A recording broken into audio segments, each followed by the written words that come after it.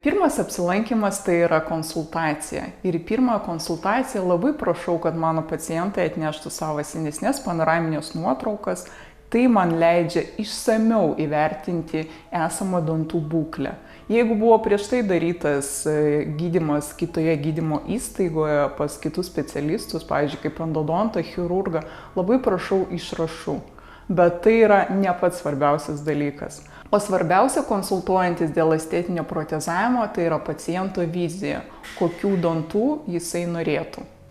Man kaip specialistui labai padeda atneštos paciento jaunystės nuotraukas, kur mes galime pamatyti buvusią dantų formą, ilgį, spalvą ir tada kartu galim nuspręsti, ar tiko ta spalva ir forma, ar mums reikia kažką tai radikaliai pakeisti. Kiekvieno žmogaus šypsena yra individualus dalykas ir nulemtas to žmogaus anatomijos. Aš labai dažnai savo praktikoje susiduriu su pacientais, kurie atsineša kino žvaigždžių, galbūt savo kaimynų arba giminių nuotraukas, šypsenos nuotraukas ir pageidauja tokių dantų. Bet deja, mes ne visada galim išpildyti tokį norą, todėl kad dantų forma ir ilgis yra nulemtas žmogaus veido anatomijos ir netgi nosies sparnelių forma gali turėti įtakos galutiniam dantų vaizdui. Kaip yra nustatoma būsimų dantų forma prieš estetinį priekinių dantų protezavimą? Pirmos konsultacijos metu yra skenuojami dantų lankai arba gali būti nuimami itin tikslūs diagnostiniai atspaudai. Yra daromas veido ir šypsenos nuotraukos ir užsakomas dantų pavaškavimas.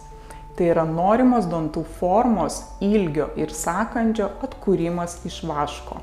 Sekančio etapo metu atliekame šypsenos pamatavimą. Tai kai iš plasmasės ant nuosavų dantų yra pernešama nauja dantų forma, ilgis ir netgi spalva.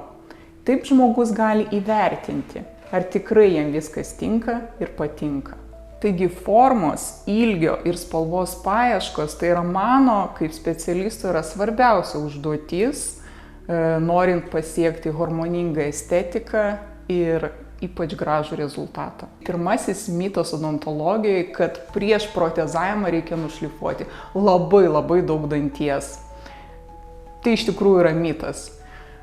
Nes pradėkim nuo to, kad sveikų dantų nieks neprotezuoja. Jeigu dantis yra protezuojamas, jis turėtų būti stipriai pažeistas, po kanalų gydymo, galbūt labai stipriai nusidėvėjęs. Ir mūsų procedūros protezavimo būtent padeda tą dantį išsaugoti ir prailginti jo gyvavimą burnoje. Šiandien mano tikslas yra integruoti į gydymą inovatyvius gydymo būdus. Pavyzdžiui, kaip protezavimas be metalė keramika. Tai man leidžia nušlifuoti labai nedaug danties, tik tai pažeistą sritį ir išsaugoti kuo daugiau sveiko. Jeigu mes jau ruošiamės dantį protezuoti, jis būtinai turėtų būti atstatytas. Nes jeigu bus dantis užleistas, tai tiesiog labai stipriai suges ir ateityje teks iššalinti. Šypsenos harmonizavimas tai yra balinimo, estetinio plombavimo ir protezavimo arba laminatėmis arba vainikėliais derinimas. Labai dažnu atveju užtenka 2 arba 4 priekinių dantų protezavimo laminatėmis, visus kitus dantis mes galim pagražinti plombavimo pagalba. Protezuojantis gydytojas geba ir vertina visų dantų būklę, sudaro visos burnos gydymo planą. Ir tik tai po to nukreipia plombavimui, kanalų gydymui pas chirurgą arba ortodontą. Aišku, jeigu reikia. Taigi taip protezuojantis gydytojas kontroliuoja visą gydymo eigą iki pat finišo.